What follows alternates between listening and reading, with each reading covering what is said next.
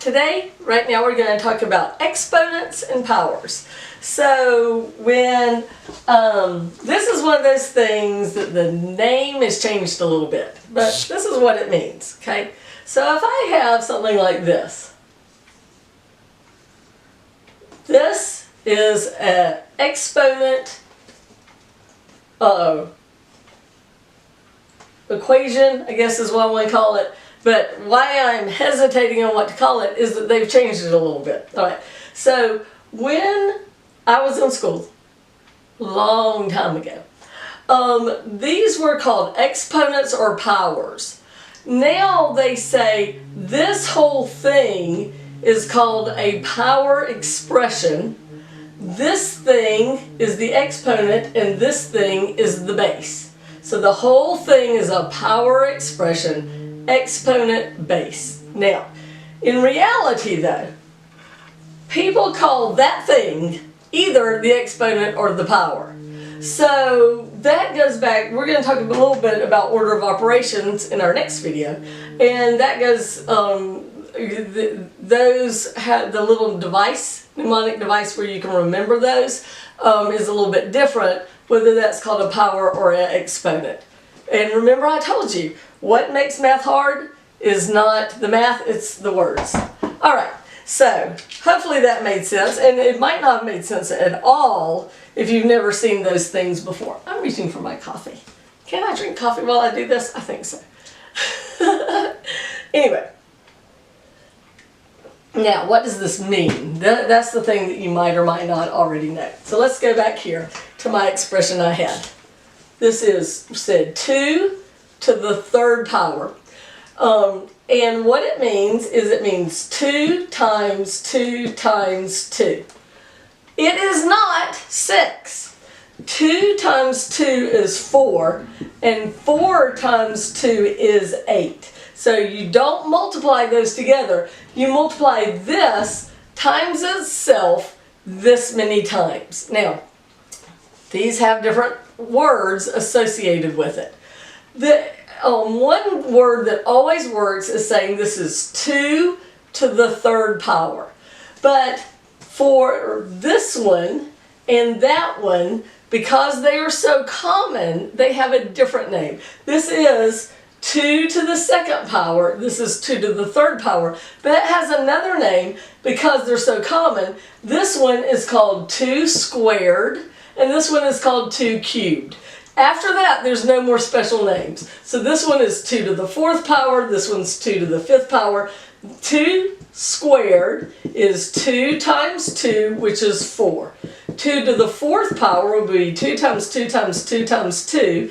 2 times 2 is 4, times 2 is 8, times 2 is 16. So that's how it works. That's how exponents work. It's pretty easy, and we're going to be doing these on your calculator also. Now, let me go ahead and explain that, I guess. You should have a button on your calculator that looks like this. So if I put in it 3 and then push this button, then it would be 3 squared, which is 3 times 3, which is 9. So give it a try on your calculator. See if you can use that squared button. Now, I'm not going to pause the video because I know you can hit pause. So from now on, whenever you want to pause it, just pause. Okay, the other thing is there's another button that looks like this. And this would be for exponents that aren't squared. So if we wanted 5 to the third power, you would do 5, then this button, and then it would put the 3 up there, and it should equal 125. 5 times 5 is 25, times 5 is 125. So give that button a try on your calculator also, because exponents are important and you're going to need to know how to do them. And these will be calculator problems. Yay, that's fun. All right, so we talked about the words. Okay, so another kind of problem they're going to give you, sorry about that, my board fell over, is one like this. I'll erase my board first. I'm getting a new board, and I will probably retake these videos with the new board, but for now these are good. All right, put my thing back on. You can tell I'm always paranoid about my markers drying out. Okay, so it says evaluate the expression x to the third power when x equals 5. I have my knowns and unknowns in my formula. Now I substitute. So it's for the x, I put 5 to the third power, and I already did this one, is 125. When I just picked one out of my head, didn't realize I was picking their problem that I have here. All right, so our next thing is grouping symbols. Some grouping symbols that you have in math is parentheses. You usually do what's in the parentheses first. Sometimes you can't because there's rules. We'll get to them. Don't worry about it. Another thing that's sort of considered a grouping symbol is the division bar. So sometimes you will do things on each side of the division bar before you do the whole problem. But we are a long way down the road. Just know that parentheses and division bars are sometimes called grouping symbols. All right, here's our next one. Evaluate the expression when A equals 1 and B equals 2. Okay, so now we're given the expression A plus B squared. All right, so we have our knowns and unknowns. We have our formula. So it's time to sing substitute, because we're going to substitute it in. So right underneath A, I'm going to write 1. Right underneath B, I'm going to write 2. And now I'm going to do what's in the grouping symbol first. 1 plus 2 is 3. 3 squared is 9. All right, that wasn't so hard. Let's do another one. A is still going to be 1 and B is 2.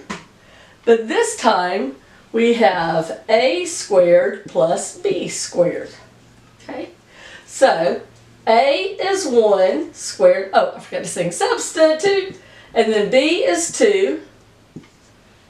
And now 1 squared, 1 times 1 is 1. 2 times 2 is 4. 1 plus 4 is 5. So these were different because this time the squared goes to each one before we did it. Okay? Let's see. Oh, that's not it. Yep. All right. This is an important thing. Let me show this to you. If you have 2x squared, that squared only goes for the x. It does not go for the 2. It's not powerful enough to reach the 2. If you're supposed to square both of them, you put parentheses around it, and then what's outside the parentheses goes for everything inside the parentheses.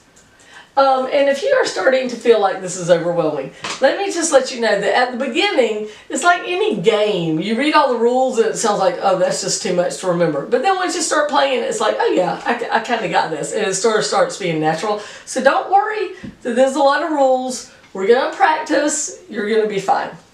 Okay, let's see this one. Okay, so we're going to evaluate the expression 2x cubed when x equals 4.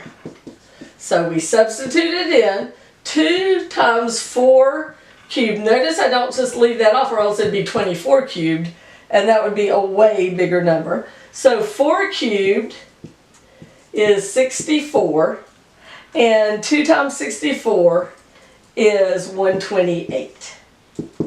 Put a box around it. All right.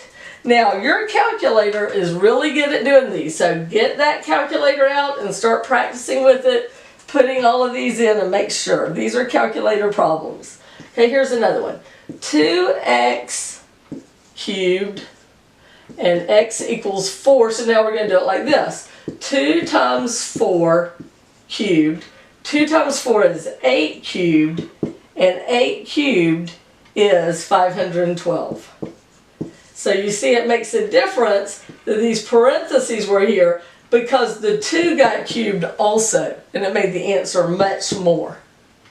All right, here is an example of what to use these exponents for, and it's figuring out volume. If you remember your 7th grade math, volume equals length times width times height, by tradition written in cursive. Did you know that? That's why you learned cursive, so that you could do length times width times height. That's the only reason, I'm sure. But no, so you have pretty handwriting, unlike me. All right, so if we have a volume of a cube, in our cube that we have, the length, the width, and the height, they're all the same because it's a cube. And so each side is 2.5 cubic feet. Well, it's their feet. So this will be cubic feet. So here's my formula, those are my sides, I substituted in, but since it's 2.5 times 2.5 times 2.5, I can do 2.5 to the third power on my calculator, and you get a weird number. It's 15.625 feet cubed. Now, just because a number's weird doesn't mean it's wrong. Sometimes we get weird numbers in algebra. The next thing is they want us to change this to gallons. And it turns out that let me write this better, 1 cubic foot equals, I don't have this memorized, 7.48 gallons. So we're going to convert it. How you do it is you start with what you know. And we know that we have 15.625 cubic feet. Okay, then you draw a big plus sign. And the units that you have right here, you write on the bottom. And the units you want to change to, you write on top.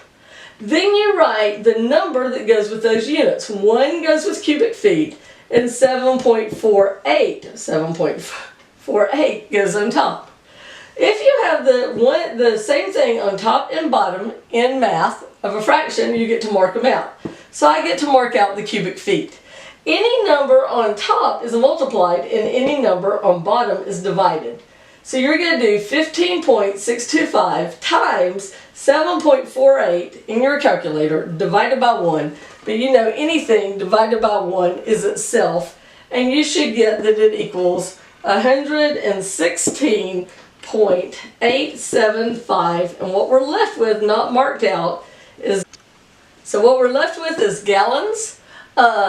And so this idea is called stoichiometry, that you will use in chemistry extensively when you get to something called stoichiometry.